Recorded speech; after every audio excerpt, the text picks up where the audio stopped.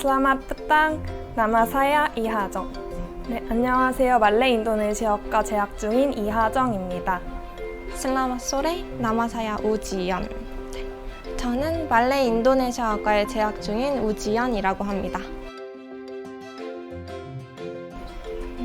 말레이 인도네시아어과는 인도네시아와 말레이시아를 중심으로 필리핀 그리고 브루나이까지 말레이 세계에 대해서 배우는 학과고요. 언어만 배우는 게 아니라 종교, 문화까지 해서 지역학까지 같이 배우는 학과입니다. 저는 자사고를 졸업을 해서 학생부 종합전형을 중심으로 준비를 했었는데요. 그 교내 활동 중에 학생회랑 방송부 같은 액티비티한 활동을 굉장히 많이 했었고, 또 수행평가로 마침 지역이해라는 수업을 들었는데 그때 그 말레이시아와 싱가포르의 영유권 분쟁에 대해서 조사를 했던 적이 있더라고요. 그래서 그것과 연관시켜서 자기소개서를 썼던 것이 도움이 많이 됐습니다. 저는 이 학과에 수시 논술 전형으로 왔기 때문에 고등학교 2학년 때부터 학교에서 했던 논술 관련 프로그램에 참여했고, 그리고 재수를 했는데 재수하면서도 이제 정시와 마찬가지로 이제 논술을 놓지 않고 계속 준비를 했던 것 같습니다. 동기한테 들었는데, 동기는 이제 저희 학과에 들어오기 전에 인도네시아 관련 문학 서적을 봤다고 해요.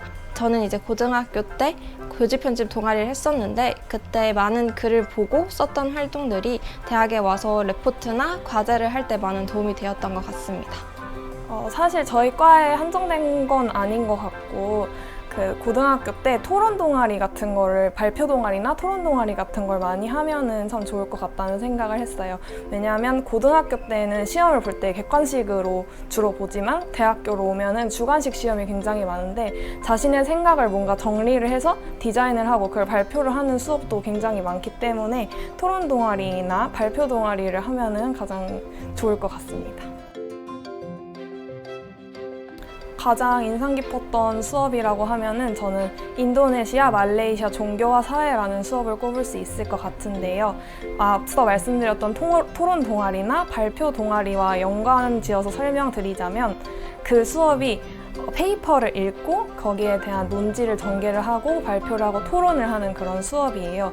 근데 그 부분에 있어서 뭔가 그 고등학교 때 했던 것들이 떠오르면서 많이 좀 인상 깊었던 수업인 것 같습니다.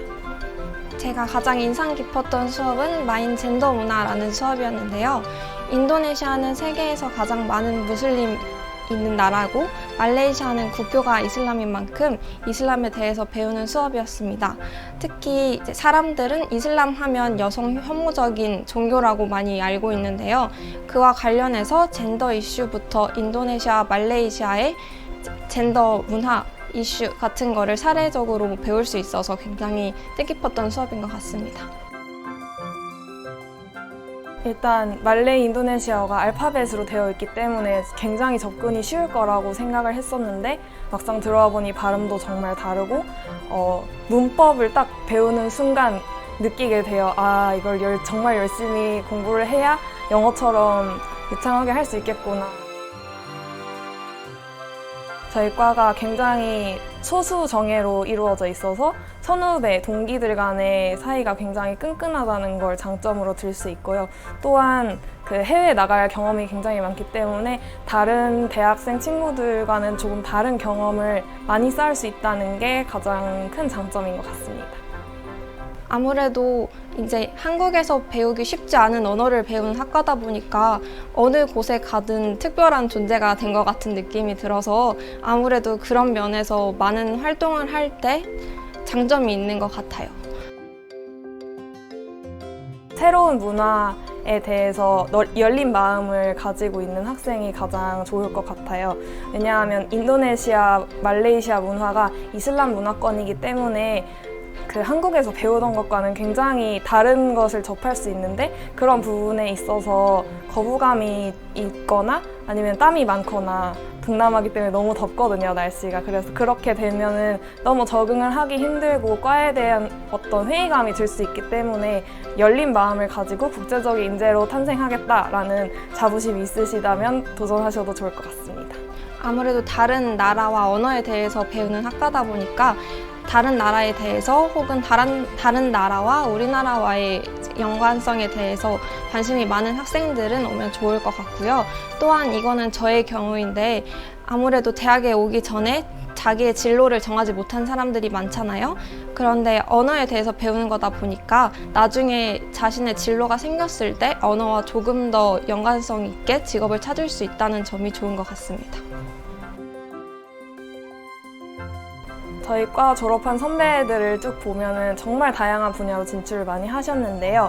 외교 분야는 당연하고, 그다음에 정보 분야, 또 요즘에 한류가 굉장히 뜨겁게 동남아시아에서 각광을 받고 있는데 엔터테인먼트 사업 쪽도 있고, 또 그 회사마다 글로벌 전형이라고 신설이 많이 되고 있어요. 그런 부분에 있어서 정말 다양하게 진출을 할 수 있다고 말씀을 드릴 수 있을 것 같습니다. 아무래도 인도네시아가 세계에서 인구수가 많은 4위 국가다 보니까 전망은 좋은 편이고요. 외교 관련된 분야나 아니면 회사의 마케팅 혹은 해외 세일즈, 아니면 금융 분야로도 많이 진출하는 것 같습니다. 최근에는 아무래도 한류가 동남아시아에서 굉장히 인기가 많다 보니까 기업의 문화 관련된 분야로도 많이 진출하는 것 같아요. 목표가 있냐 없냐에 따라서 자기의 마음가짐이 달라진다고 저는 생각을 하거든요. 그래서 그 목표를 가지는 건 정말 중요하지만 그 목표는 당연히 달라질 수 있다고 생각을 하고 저도 정말 많이 달라졌어요. 그래서 저는 그 고등학교 때 목표를 가지고 열심히 했었던 기억으로 살아가고 있기 때문에 그 목표를 가진다는 것만으로도 정말 그 좋은 고등학교 생활을 할 수 있을 거라고 저는 생각합니다. 저는 대학교 오기 전에 진로를 되게 정하고 싶었던 학생이었는데요. 그런데 지금 와서 생각해 보니까 진로보다는 내가 뭘 좋아하는지를 생각하고 찾았던 게 나중에 진로가 되는 경우가 많더라고요. 그래서 당장 진로를 정해서 그거에 관련된 과를 정하고 그거에 전전긍긍하기보다는 지금 내가 뭘 좋아하는지를 먼저 열심히 찾아보았으면 좋겠습니다.